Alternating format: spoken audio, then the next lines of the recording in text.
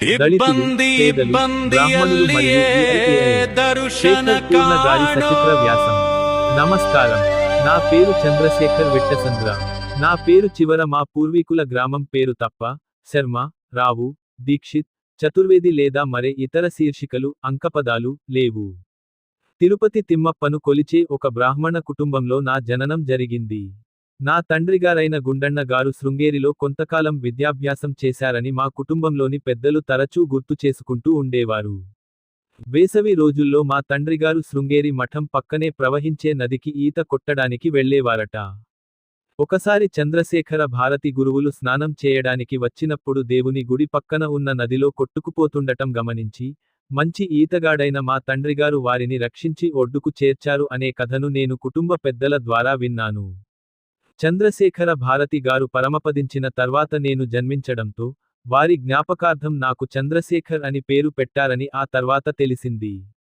నా తండ్రిగారి గురించి ఇక్కడ చెప్పిన విషయాలన్నీ పెద్దల సంభాషణలపై ఆధారపడి ఉన్నందున, ఇందులో ఎంత నిజం ఉందో, ఎంత అబద్ధం ఉందో నేను ఖచ్చితంగా చెప్పలేను.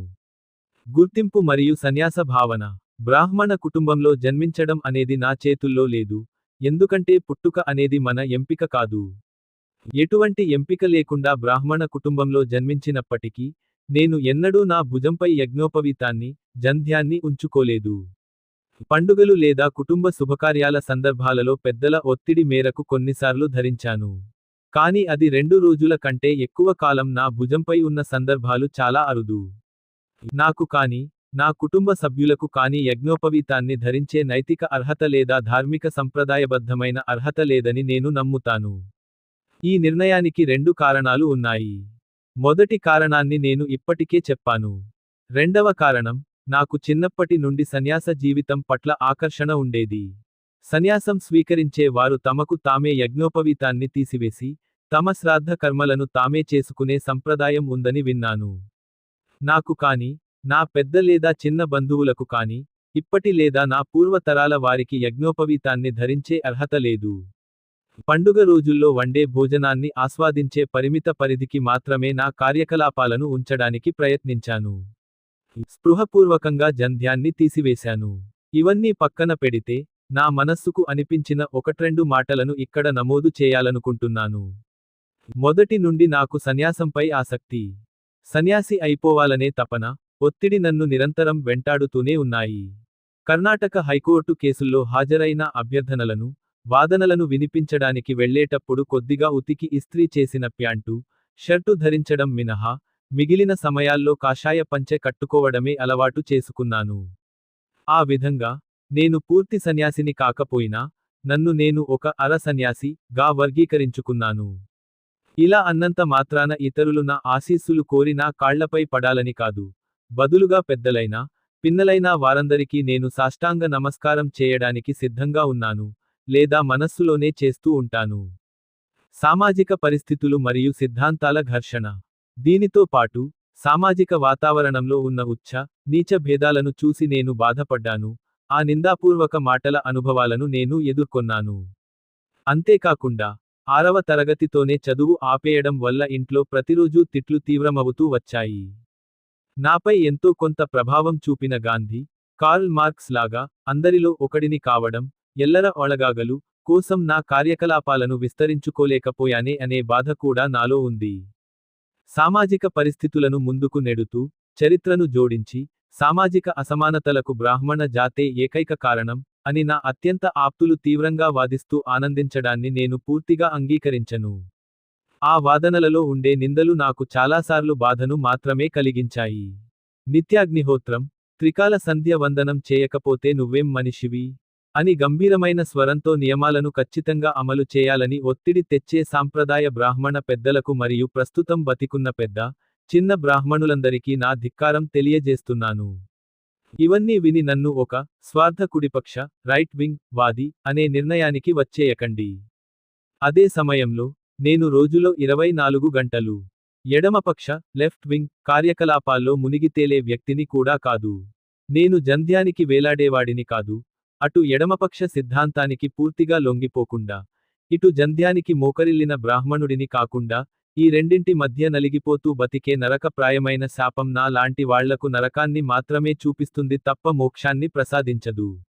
ముందంటూ ఇంకో జన్మ ఉంటే, ఈ సందిగ్ధ బతుకును మాత్రం నాకు ఇవ్వొద్దని నేను నమ్మని ఆ దైవాన్ని ప్రార్థిస్తున్నాను. కానీ ఒకటైతే స్పష్టంగా చెప్పగలను, ఎడమపక్ష చింతన నాపై ప్రభావం చూపింది. ఇప్పటికీ ఆ ప్రభావం నాలో మిగిలే ఉందని ఇక్కడ నమోదు చేయాలనుకుంటున్నాను. మతం, కులాలకు అతీతంగా నేను విశ్వమానవుడిని కాకపోయినా, కనీసం మనిషిగా మిగలడానికైనా ప్రయత్నించాను.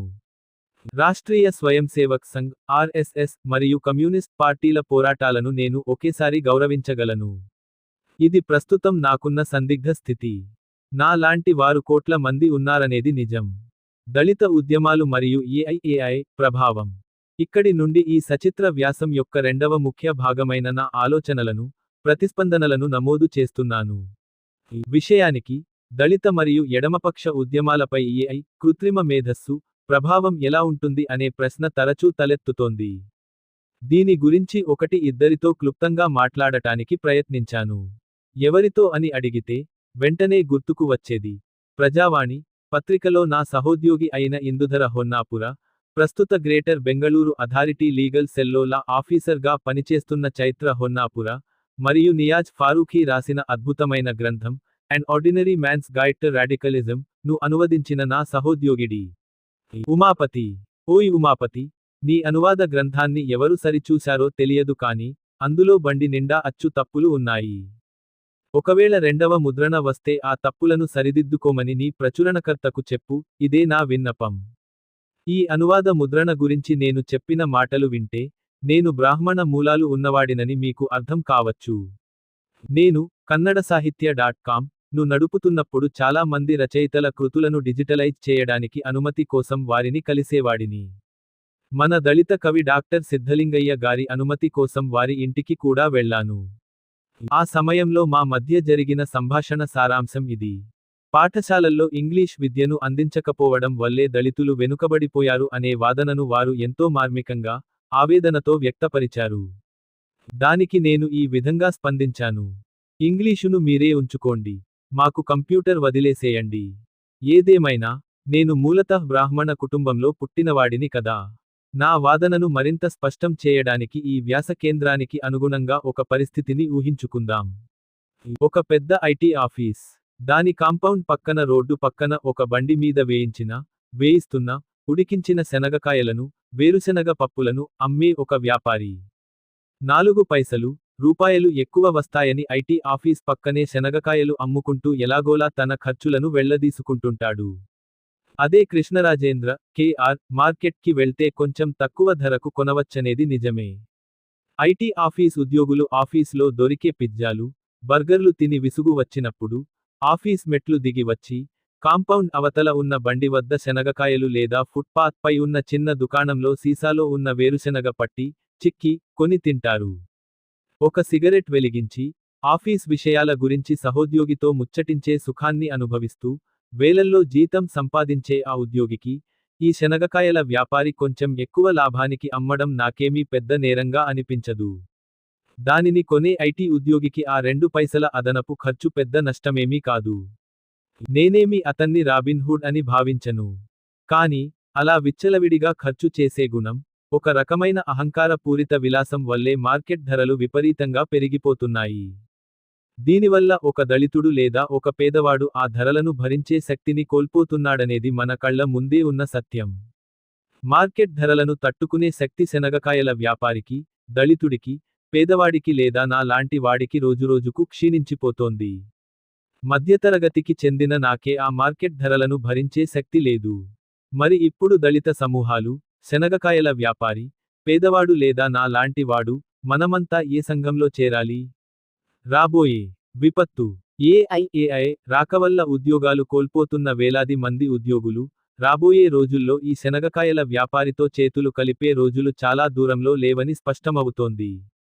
కర్ణాటకలోని సిద్ధరామయ్య ప్రభుత్వం కానీ, ప్రస్తుత ముఖ్యమంత్రి కె. శివకుమార్ నేతృత్వంలోని ప్రభుత్వం కానీ, లేదా ప్రధానమంత్రి మోదీ నేతృత్వంలోని కేంద్ర ప్రభుత్వం కానీ చేసిన వేల కోట్ల అప్పుల భారం సామాన్య ప్రజల అవగాహనకు దూరంగా ఏమీ లేదు. అవినీతి పూరిత బీజేపీ లేదా కాంగ్రెస్ రాజకీయాల మధ్య, మరో రాక్షస శక్తిగా ఏఐ ప్రపంచాన్ని ఆక్రమించడానికి పొంచి ఉన్న తరుణంలో, పేదల, మైనారిటీల, దళితుల ఉద్యమాల స్వరూపం ఏమవుతుంది అనే ప్రశ్న నన్ను వేధిస్తోంది. ఆ ఉద్యమాలు క్షీణించిపోతాయేమో అనే ఆందోళన, దుఃఖం ఈరోజు నాలో ఉన్నాయి. నేను ఇప్పటికే నా సందిగ్ధ స్థితి గురించి చెప్పినట్లుగా, పేదలు, మైనారిటీలు, దళిత ఉద్యమ నాయకులు ఐటీ మరియు ఏఐ సంస్కృతి యొక్క ఉపయోగాలు మరియు ప్రమాదాల గురించి కఠినమైన చట్టాలు, నిబంధనలు రూపకల్పన చేయాలని ప్రభుత్వాన్ని గట్టిగా డిమాండ్ చేయవలసి ఉంది. కోవిడ్-19 సమయంలో మనం సామూహిక చితిమంటలను చూశాము. ఐటీ మరియు ఏఐ అనే ఈ రెండు వైరస్లు మరింత అంటువ్యాధిలా మారి, సమాజంలో సామూహిక ఆర్థిక, సామాజిక చితులను త్వరలోనే పేర్చబోయే రోజులు దూరంలో లేవు. ఈ సామూహిక విధ్వంసం తర్వాత కూడా, ఏఐ కంపెనీల కోసం వేల కోట్ల పెట్టుబడులు పెట్టడానికి సిద్ధంగా ఉన్న సంస్థల గురించి నివేదికలు వస్తూనే ఉన్నాయి.